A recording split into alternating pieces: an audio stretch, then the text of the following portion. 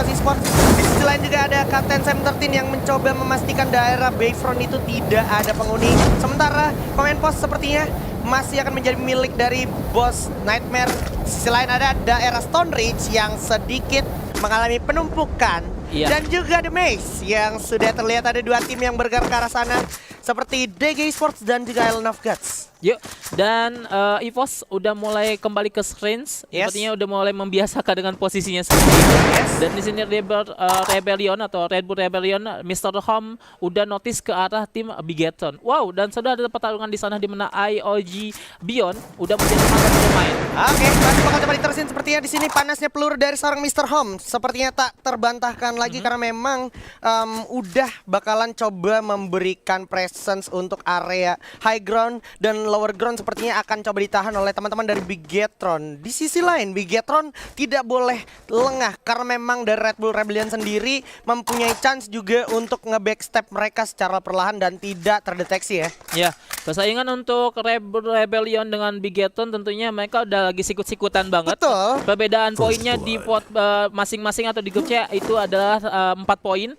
Dan ini bakal membuat gengsi mereka untuk mengalah itu tidak ada. Mereka bakal tidak mau mengalah satu sama lain, ya, tidak ada yang menarik. Mereka juga ternyata BTR atau Bigetron sendiri pun coba back out terlebih dahulu, nggak langsung fokus terhadap Red Bull Rebellion. Ya, oke. Meminimalisir daripada fight-nya ya. Fight-nya. Meminimalisir fight. Dan kalau kita berpindah ke arah The Maze, bakal bertemu langsung di mana Azrael sudah merasakan dua peluru yang datang dari arah Kit SR. Dengan double barrelnya mulai mencoba regroup. Teman-teman dari DG Esports setelah kehilangan satu orang Mora di sana, Lord mencoba melakukan inisiasi bergerak ke arah depan, di mana sudah ada Abed dan juga Jafra harusnya yang mencoba menjadi answer untuk seorang Lord. Tapi sisi lain Azrael sepertinya melebarkan sayapnya dan mencoba mencari tahu area belakang apakah diisi oleh seseorang atau tidak. Sehingga kali ini kalau boleh gue bilang DG sebenarnya tidak sedang baik-baik saja. Ya, dan ini terlalu lama sih pertarungan dari awal game sampai mau masuk ke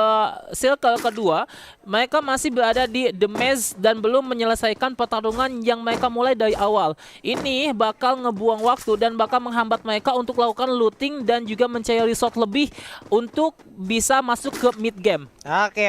Bisa dibilang menghambat mereka untuk melakukan rotasi dan juga mencari resource, apalagi menggunakan skill yang memang digunakan oleh Mr. Wagor ya. Iya. Nah, itu dia akhirnya sedikit disadvantage, tapi nggak apa-apa karena memang mereka harus tetap stay along di sini. Dimana Azrael sudah langsung bertemu dengan 3 orang para pemain dari Island of Gods sekaligus. Langsung coba back off, masih mendapatkan satu roll. Abed pun berhasil dapetin satu juga, bakal coba dipanis. Kitnya udah jatuh, menyisakan satu orang Beyond saja. Apakah Beyond berhasil selamat bersama Lord? Karena kalau gue lihat masih ada Lord dengan MP45-nya. Masih bisa terlihat dari belakang. Ada, coba recover aja. Terlihat serangan Lord, coba jump shot dan masih sangat baik. Mulus sekali jump shot milik seorang Lord, menyisakan Beyond dan juga Lord. Oke, dipanis oleh Jafra, tapi masih ada Beyond dengan car 98-nya. Double car, akankah di sini membuahkan hasil? Karena kalau gue lihat Jafra lebih milih untuk mencoba regroup bersama seorang Abed yang terlihat oke, Lord. Tapi sepertinya waktunya untuk teman-teman dari DG langsung memanis ke arah Island of Gods. Beyond berhasil mendapatkan satu orang dan Azrael akan coba di revive. Lordnya pun coba di revive juga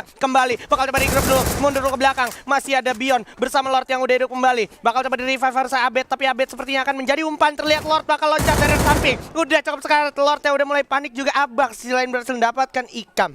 Ya, ini sangat alot banget dan di sini Azrael udah lakukan tembakan. Ya, dan mulai Javan dengan P90-nya bakal melakukan pertempuran dengan dua pemain daripada IOG yang udah sedikit kekurangan di mana tidak ada medkit untuk Beyond. Ya, di sana gunakan satu inhaler. Tembakan akan dilakukan terhadap IOG di sana. Apa yang terjadi? Wow, sudah mulai terjadi.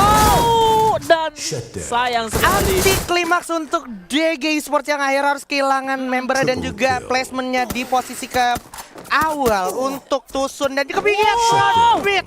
Nasian long fight ternyata dari Red Bull Rebellion bersama dengan Bigetron Beat, sehingga Bigetron Beat lagi-lagi terpukul mundur setelah tadi memang Red Bull Rebellion yang sempat terpukul oleh EVOS di awal-awal. Betul.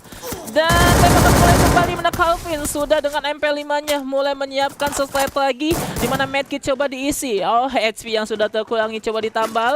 Tap masuk lagi-lagi planen global. M1887 sudah mulai disiapkan, dicari mencari pemain yang tersisa dari DG di sana. Oke. Masih mencari keberadaan seorang Rahmat yang memang cukup sekarat sendirian. Nggak ke spot. Akhirnya Rahmat pun harus terpatis sendirian. Sepertinya komunikasi yang sudah tidak bisa tertolong lagi mengharuskan Rahmat dipukul mundur bahkan kembali ke lobby oleh teman-teman dari Red Bull Rebellion. Ya, ini menarik banget ketika Red Bull Rebellion bisa mengembalikan Bigeton tadi di awal, di mana mereka cukup bersaing banget di pot C. Ya, dan tadi setelah pertarungan terjadi ada DG juga yang menjadi third party namun bisa di back out atau dipukul mundur oleh Red Bull Rebellion sehingga DG pun harus kehilangan pemainnya. Dan kita kembali langsung berpindah kepada Boss Nightmare. Ya, di sini Boss Nightmare udah coba memanfaatkan patahan-patahan bukit atau bermain ground dengan tim dari Onyx sendiri. Onyx Ares ya? Iya. Onyx Ares melihat keberadaan Aim God di sana dengan M60-nya. Masih Zixia di sini dengan SKS-nya sementara memastikan area sebelah kanan atau kirinya itu tidak ada ancaman yang datang dari teman-teman Boss Nightmare yang memang cenderung sudah melakukan split position dan ini penuh resiko sebenarnya boleh gue bilang untuk teman-teman dari Boss karena memang dia bermain di bawah panggung sementara Rastisnya juga udah membagi posisi cukup jauh bagus juga dan ada satu orang lagi yang sepertinya terspot oleh teman-teman dari Louvre King. Di sini sepertinya udah cukup terkepung. Ada Abax akhirnya sendirian aja. Sang newcomer kita, sang Rising Star bakalan coba bertemu dengan satu squad sekaligus ini. Abax bakal coba langsung diajar ya, tapi masih bisa mendapatkan satu. Abax sayang sekali not today Abax. Harus posisi-posisi ke-10 bersama teman-teman dari DG Eternal. Ya, dan di sini adalah DG Eternal ketika dipukul oleh Red Bull Rebellion mundur namun ke spot oleh Louvre. Ya, Louvre King dan akhirnya Louvre King notice, akhirnya pertarungan terjadi. DG pun dikembalikan oleh Louvre King dan berpindah di sini ada bot Liza dari Nightmare yang udah melakukan tembak-tembakan atau trading damage dengan Onyx Ares. Yes, bakal coba di-fight terus sepertinya walaupun kehilangan satu fear, bakal coba di-revive dulu. Sementara waktu langsung coba di-punish saya tanpa ampun. Without no mercy. Rastis pun masih harus tersisa sendirian saja. Akhirnya Onyx Ares di sini tidak diuntungkan karena fightnya di sini sudah mungkin akan coba diamankan untuk Boss Nightmare dengan 3 poin yang berhasil mereka peroleh. Ya, ini luar biasa, sangat cepat sekali temponya, berbeda berbanding terbalik dengan match ketika di Purgatory agak sedikit lebih lambat dan juga begitu juga dengan Bermuda. Di Kalahari kita lihat di circle kedua yang baru muncul udah menyisakan 9 tim dan 30 pemain. Oh my god. Dan ini lebih cepat temponya entah karena Kalahari lebih terbuka atau memang meta di Kalahari itu memang meta yang cepat. Iya. Tapi by the way, kalau misalkan udah sisa 9 tim ini gue jadi inget. Nah, bakalan ada standing ronde kedua di mana tadi kita akhirnya bisa melihat standing position dari tiap-tiap timnya. EVOS masih memuncaki puncak klasemen tapi di belakangnya sudah ada DG Esport dari grup C-nya yang satu grup. Kalau kita lihat juga udah ada Aero Wolf Pro Team yang sedang memuncaki puncak klasemen. Tapi jangan senang dulu, masih ada 4 ronde tersisa termasuk ronde yang di Kalahari yang sedang kita cast kali ini. Iya, betul. Nah, ini kalau kita perhatikan Louvre King bisa dibilang sebuah tanda tanya besar. Karena apa? Karena dia adalah tim yang memang chance-nya sangat besar untuk menggeser Aura Esports ya kan. Tapi kali ini dia masih berada di peringkat paling bawah di pot besar standing round kedua tadi di Purgatory. Ini nggak boleh terus-terusan terjadi. Trennya nggak boleh terus-terusan dialami dan juga dinikmati oleh teman-teman dari Louvre kalau memang Louvre tidak mau tergeser. Ya. Dan Louvre King sendiri pun biasanya dia up di match ke-4 sampai ke-6. Nah, ini dia udah ada perang antara EVOS Esports melawan RRQ Hades yang bersiap aja. Udah coba diajar dari samping 05 dengan refleks low level sedikit telat tapi udah terkikis darahnya oleh seorang Chanzu mencoba datang dengan double barrel. Sudah dikurung sepertinya Chanzu. Sudah terdeteksi di sini ada Chanzu, di samping ada Pac-Man dengan Kar 98-nya straight barrel dapatkan 05 pun berhasil dapatkan Chanzu begitu saja. Di selain Island of God harus eliminasi, ada Connor langsung coba kenal dan seorang 05 begitu saja langsung dikurung dan langsung di end harusnya atau lebih milih untuk menolong seorang Chanzu dulu. Sisi lain Pac-Man melakukan Pac-Man things-nya dengan baretanya sudah mendapatkan satu dan EVOS Esports harus dihabisi begitu saja di foundation akhirnya. Ya, mantap. Ini kayaknya RRQ akan membalas dendam di match pertama sih, di mana tadi RRQ dikembalikan oleh bakal coba di samping dulu. Kita kesampingkan karena memang udah ada Louvre yang akan bertemu dengan Aura yang memang sedang cukup panas lagi. Satu spot. Satu grup bakalan berantem kali ini, dimana Pio udah berhasil dapetin Gate Father juga bersama Amek di sana. Masih lengkap di sini 4 orang teman-teman dari Aura Esports, dan sepertinya tidak sampai di situ aja karena ada Haide yang berhasil nge-spot pergerakan dari Aura Esports itu sendiri, dan Pio akhirnya harus terpanis begitu saja oleh Boss Nightmare.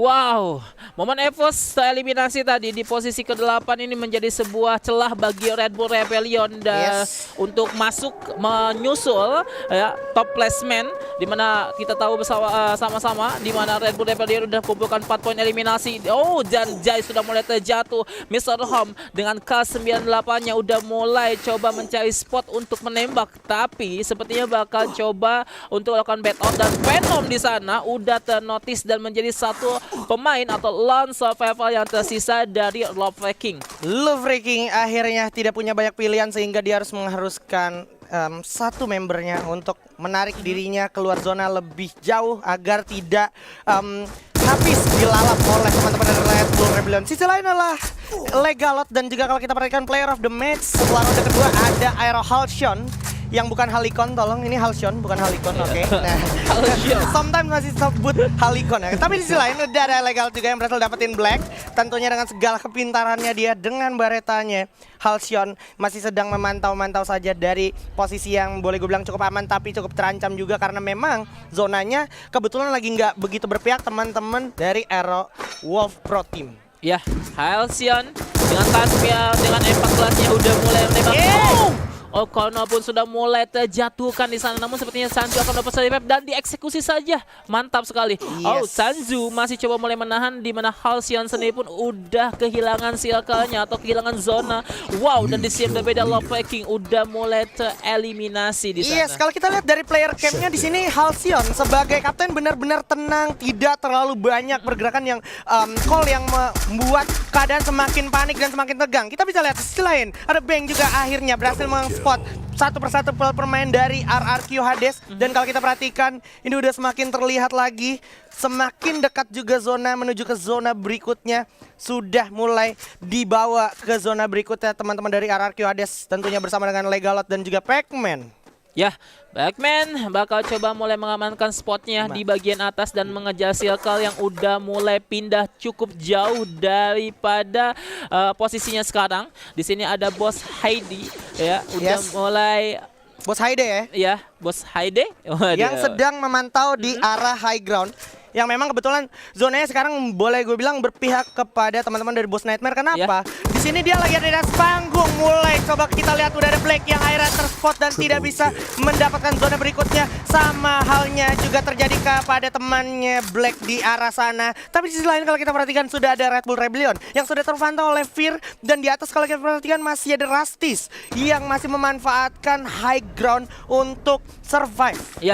Ya, Bos Aim God udah mulai bakal coba mulai mendekati daripada Red Bull Rebellion, dan Hero Pro Team pun harus kembali ke lobby. Oke, bakal coba diiras begitu ya. M God pun dari depan mata bakal coba langsung ditembak dengan Kar98. Riza mencoba mempanis seorang Zico, tapi ada M God belakang ke pundak, bakal coba langsung jump shot begitu saja. Sudah ada Mr. Home dan juga Kelvin yang harus memutar otak gimana caranya selamat dari genggaman dari Boss Nightmare. Ini bakal menjadi mimpi buruk untuk Red Bull Rebellion. Kelvin udah sisa sendiri, nggak banyak yang bisa Kelvin lakukan, tapi Kelvin masih bisa stay paling tidak menjadi lone survivor karena memang sudah tidak mungkin menolong temannya yang sudah dihabisi oleh Boss M God. Dan sisi lain ternyata Rastis pun gak bisa ketolong lagi. Ares harus buat di posisi ke-5 dan di bawah ada Aura. Aim God sudah melihat kesempatan itu, tapi Aim God lebih milih untuk memberikan efek pressure dari datangnya frag grenade. Coba dilemparkan, coba ditembak ke arah Guns. Sepertinya bakal coba diterobos saja oleh teman-teman dari Aura. 4 raser, meta 4 raser. Aura di sini bakal coba langsung dilakukan. Coba bergerak mendekat lagi Aura, tapi di depan udah Ghost Aim God yang dipercaya oleh teman-teman Nightmare untuk berjaga-jaga, dimana Haide masih bersama di atas.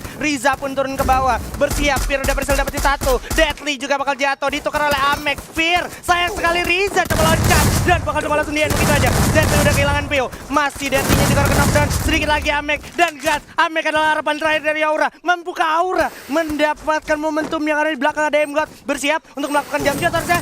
Dar. Nah itu dia double barrel ya, udah berhasil dapetin satu. Sisi lain, Red Bull pun harus posisi keempat dan udah tersisa Deadly begitu saja, dan juga Riza yang sempat terkena knockdown. Iya betul banget, ini keren. Dimana tadi harusnya Aim God udah mau diuntungkan dengan ground yang sudah dimiliki RRQ, di mana Tini tersisa 3 tim dengan 6 pemain, di mana RRQ, Boss dan juga Aura. Aura dengan 1 pemainnya, di mana Deadly tersisa seorang diri dengan 3 pemain daripada Aura. Itu dia Bos Saib juga terpacah palanya oleh seorang Legalot dengan WM-nya masih coba terpantau, masih ada Riza juga, coba di revive dulu. Deadly terlihat juga di samping. 3 tim tersisa sini RRQ, ada juga Boss Nightmare dan juga Aura Esports yang harus posisi ketiga. Tersisa 2 orang di sini, 2 lawan 2. Tapi dari Boss Riza, kalau kita perhatikan dari Nightmare sudah mengoleksi 11 poin kill. Bersiap, apakah Boss Nightmare akan mendapatkan buya? Legalot juga udah sisa darahnya setipis saja. Kalau kita perhatikan masih ada satu momentum yang bagus dari Haide, tapi tidak semudah itu